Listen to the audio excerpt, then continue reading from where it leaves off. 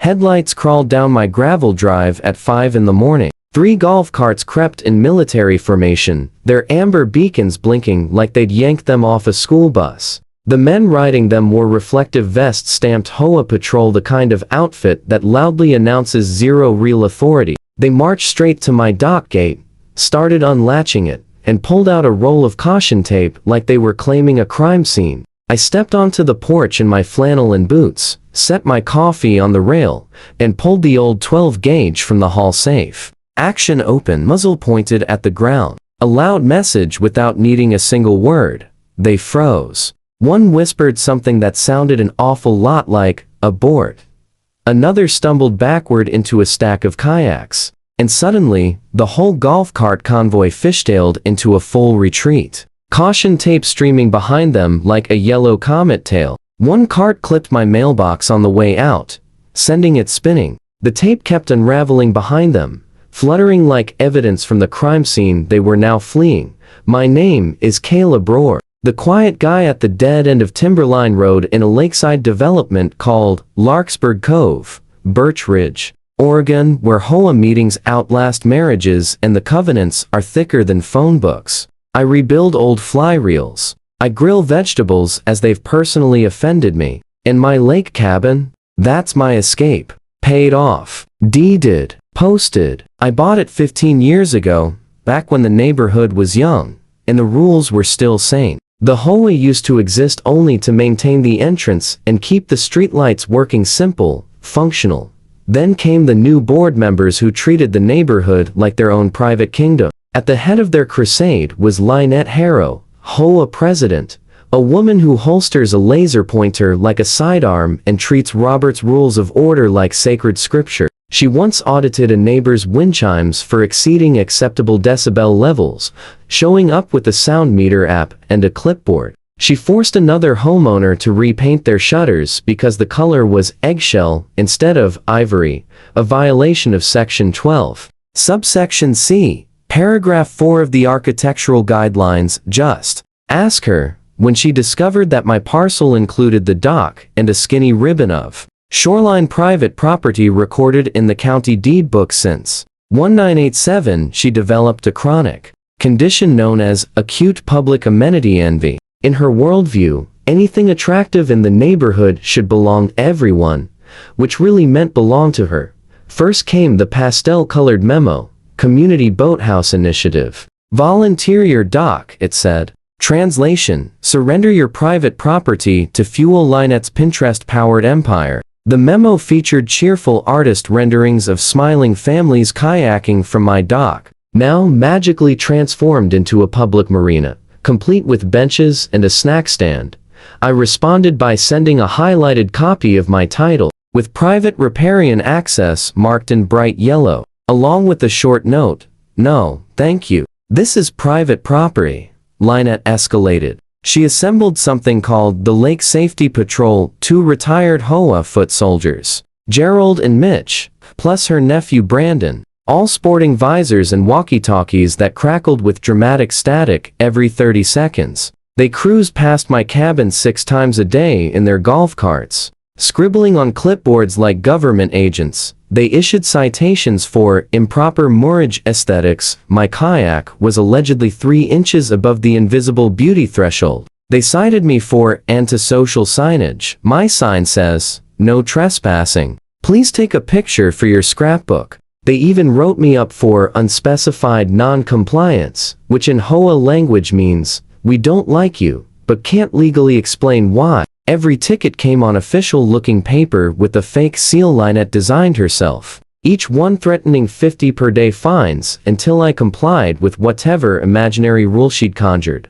I photographed each citation, filed them neatly in a folder titled Evidence of Harassment, and kept going about my life. She wasn't done. Lynette posted a map on Facebook, labeling my cabin as Future Community Lodge pending Caleb cooperativity. The comment section exploded with neighbors arguing about whether my refusal to donate my private dock made me selfish or simply sane. Lynette replied to every supportive comment with paragraphs about community spirit and the greater good. And when all that failed, she tried a new tactic. She sent Gerald to my door with a petition signed by 17 homeowners demanding that I donate my dock to the community. Gerald stood there sweating through his visor, clutching the clipboard like it contained nuclear launch codes. I pointed out politely enough that none of the 17 signers had volunteered to donate their own property. Gerald blinked, opened his mouth, found no words, and retreated.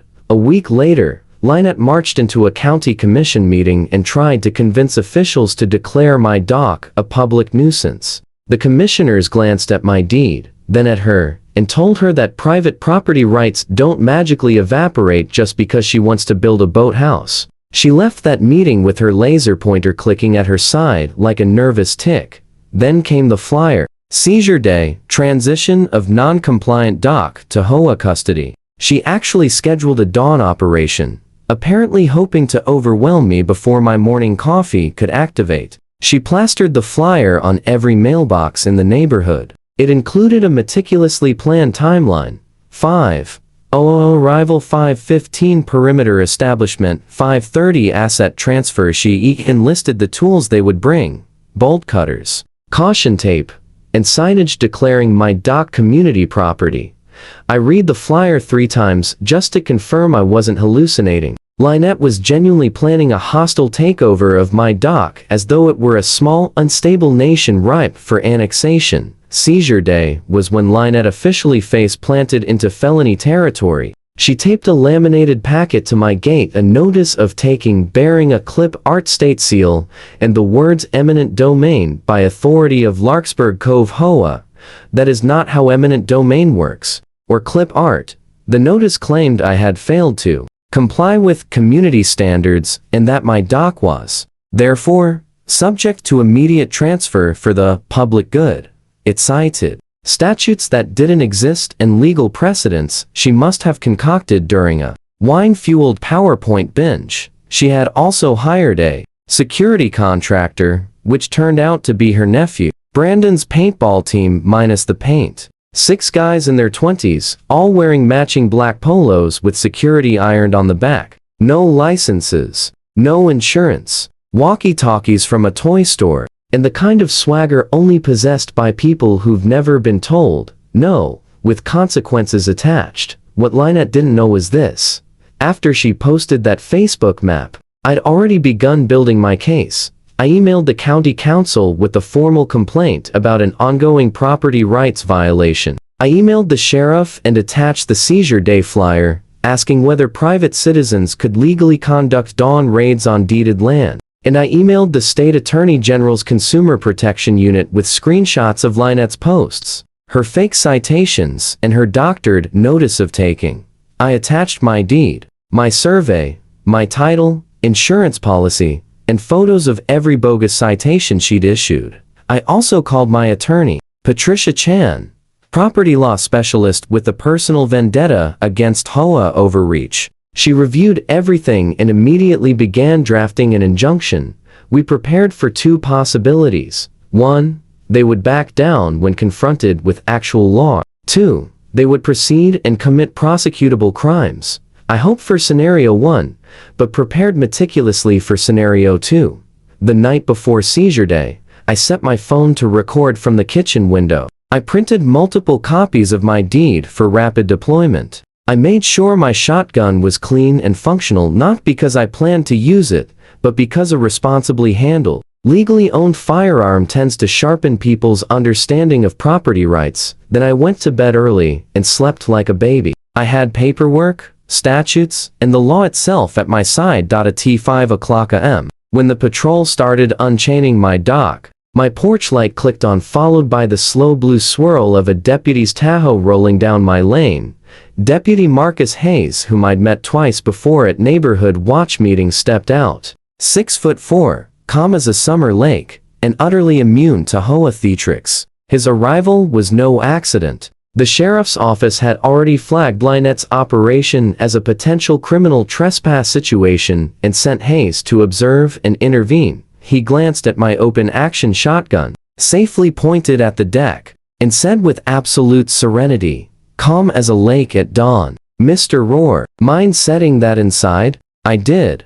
He turned to Lynette's patrol. Hands off the property, he said. Step away from the gate. The 6 security guys backed up at once. Gerald and Mitch stood frozen, bolt cutters dangling uselessly at their sides. Brandon attempted to argue, insisting they had HOA authorization. The deputy asked to see it. Brandon produced a laminated card Lynette had made.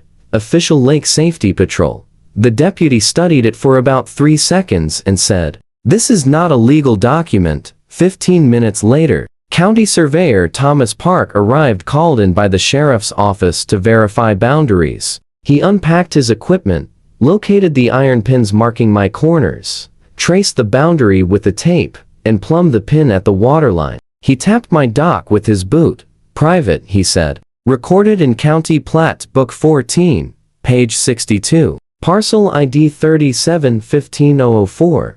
Then he turned to Lynette, who had just arrived in her luxury SUV, and said, "Ma'am, this dock is private property. Has been since 1987. You have no claim to it." Lynette tried to argue. She pulled out her own stack of papers printouts from her laptop, claiming the dock was part of the HOA's common area. The surveyor examined them, then said, "These are not legal surveys. This is a map you drew yourself. You cannot redraw property lines with Microsoft Paint."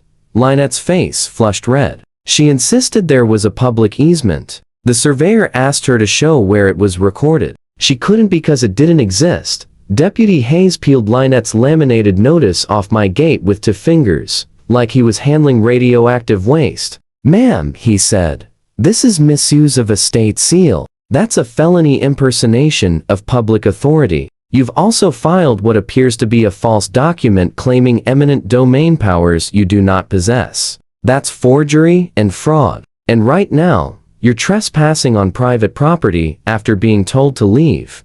He opened his citation book. "Criminal trespass. Please step over here." Lynette started to protest, but the deputy raised one hand. "Ma'am, you can explain this to the judge." Then he turned to the so-called security team. Brandon couldn't produce a license. The deputy asked if anyone on his crew had security credentials. None did. The deputy radioed it in. Dispatch confirmed that operating as an unlicensed security contractor carried civil penalties up to $5,000 per person, and potential criminal charges for impersonating a licensed professional. Brandon went pale. "My aunt said it was fine," he muttered. "She said we didn't need licenses for community volunteer work." The deputy explained, "The moment you put on a uniform and call yourself security, you need a license. State law."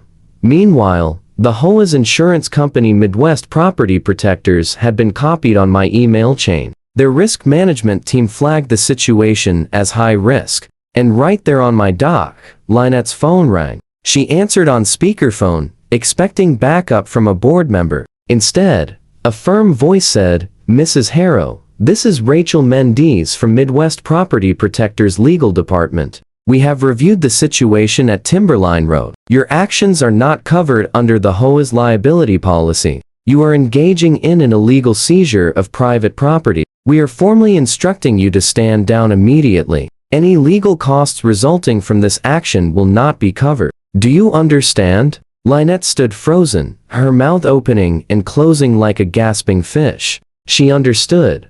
2 weeks later, a special hearing convened in the clubhouse, the one with carpet the color of old tea. My attorney, Patricia Chen, laid out exhibits like she was performing legal mic drops. The conference table overflowed with evidence, Lynette's entire seizure day playbook, including a checklist item reading "Bring extra tape for optics," and another saying, "Block all exits if Caleb refuses to cooperate." She doctored an easement too, crudely pasting my name crookedly onto a PDF. Metadata showed it had been edited on Lynette's MacBook Queen of Covenants, last modified at 11:47 p.m. the night before seizure day. Patricia produced even more patrol body cam footage courtesy of a GoPro strapped to a visor, captured them debating whether my dock counted as abandoned simply because I wasn't physically hugging it at a M. The audio was priceless. "Brandon, how do we know he even uses this dock? Maybe it's abandoned." "Gerald, I saw him fishing here yesterday." "Brandon, yeah, but not at a M. So technically, it's abandoned right now. The board members shifted uncomfortably in their seats. Then came the financial breakdown. Patricia presented billing records showing Lynette had used HOA funds for laminating fake documents, printing 200 seizure day flyers, and purchasing matching polo shirts for her nephew's security team. Total misappropriation, 1,237,18. The board treasurer turned ghost white. He'd approved the expenses, believing they were for legitimate safety measures.